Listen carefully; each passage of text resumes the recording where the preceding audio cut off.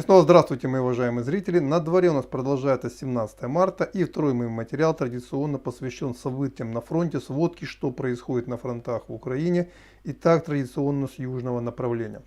После той неудачной попытки, которую организовал Николаевский гарнизон вылазки в район Херсона, кстати, я вчера не стал уже говорить, потому что на фоне той катастрофы, которая случилась севернее Киева по поводу вылазки в ВСУ, они там потеряли очень много личного состава, которые попали по сути в засаду. А российские войска, очевидно, имея планы украинского руководства, либо были предупреждены о том, что будет такое контрнаступление, устроили ударным штурмовым группам ВСУ засаду, и эти группы были уничтожены.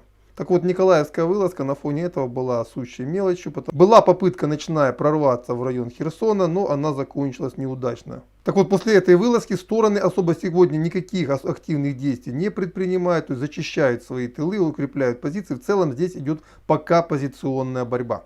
То же самое южнее Запорожья. После того, как украинская группировка ВСУ получила артиллерийское поражение, тоже никто здесь активных боевых действий не ведет. Периодически что-то перестреливается, туда-сюда летают снаряды, но больших активных боевых действий здесь нет. А самые основные действия происходят на Донецком фронте, причем я бы даже сказал не на Донецком, а на Изюмском фронте, куда мы еще дойдем. Но начнем по порядку. Сначала, что у нас под Курахово.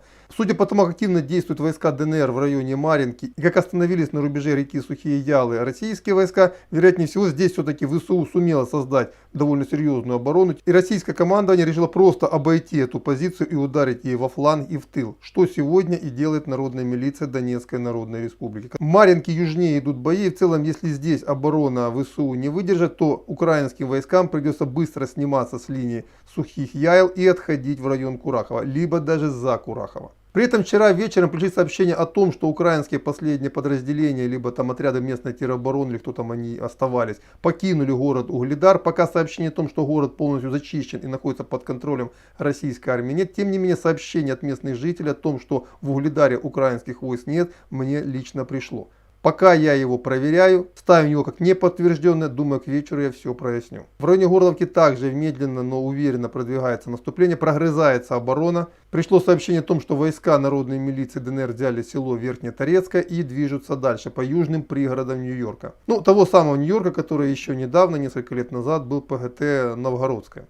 Также идут очень сильные бои в районе Рубежного. Также уже есть сообщение о том, что вроде бы пехотные части зашли и в Северодонецк, который очень сильно пострадал от артиллерийской дуэли в народной милиции ЛНР и вооруженных сил Украины. Но самое интересное событие разворачивается севернее, в районе Изюма, где, судя по тем сообщениям, которые пришли вчера вечером, российским войскам удалось наконец-то обезопасить свою переправу юго-западнее Изюма. То есть в самой южной части Изюма еще есть несколько групп ВСУ, которые удерживают свои позиции. Но они уже в целом не мешают значительным силам российской армии переправляться через реку и дальше двигаться на юг. И вот вчера пришли сообщения, что российская армия именно большими силами начала продвигаться на юг. И сейчас уже не разъезды ведут бои в районе Барвенкова, а сюда подтягиваются большие крупные силы российской армии, которые наступают в тыл Краматорско-Славянской группировки.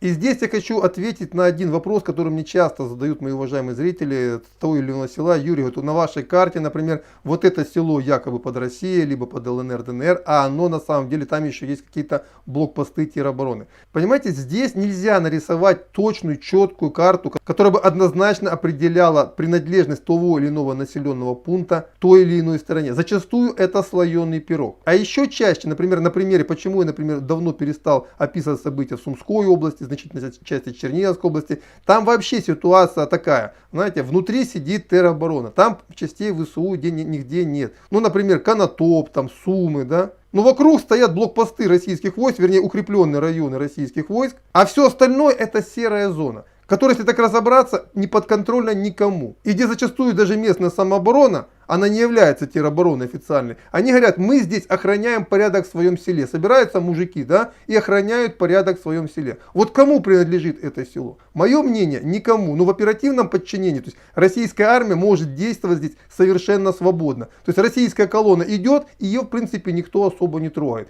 А если она не идет, и власти российской здесь нет. Именно по этой причине я ставлю эту территорию под контролем Российской Федерации, потому что в оперативном отношении эта территория действительно находится под контролем Российской Федерации. Несмотря на то, что во многих селах региона власти по сути нет. Чтобы вы понимали, как реально выглядит ситуация. И эта линия, которую я черчу, она во многом условна. То есть я черчу вот эту линию фронта, исходя из того, что на этой территории российские войска имеют свободу оперативного передвижения, а не что они контролируют здесь каждый населенный пункт. То есть линия обороны здесь ВСУ в целом сломана, но российские войска не берут под контроль все населенные пункты. Думаю, больше теперь уже к этому вопросу мы возвращаться не будем. Ну и также хотел кратко описать ситуацию под Харьковом. Много вопросов, как выглядит ситуация. На сегодняшний момент ситуация выглядит следующим образом. После того, как был неудачный штурм российскими войсками Харькова, где они взяли почти половину города, они из него вышли и сейчас блокируют город на уровне Дергачи, Новая Рогань.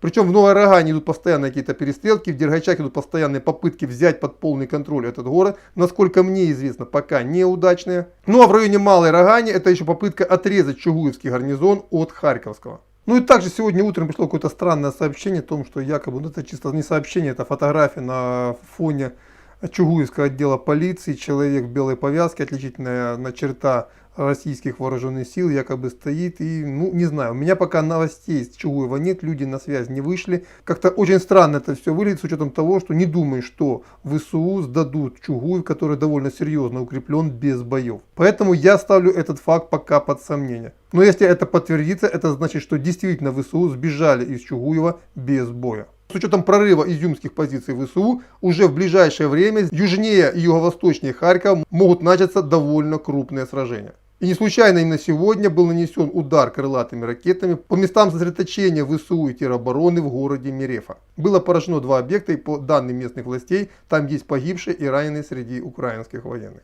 Под Киевом в целом после неудавшегося контрнаступления ВСУ относительно тишина, немножко стороны перестреливается, но никто активно никуда пока по состоянию на сегодняшнее утро не наступает. Вот так на сейчас, например, на 11 часов по Москве, 17 марта выглядит ситуация на фронтах украинской войны. На этом пока все. Подробный полный обзор того, что произошло за сегодня, планируется в вечернем выпуске. Дождитесь его. Ну, думаю, он где-то появится в районе 20-22:00 по московскому времени. До свидания.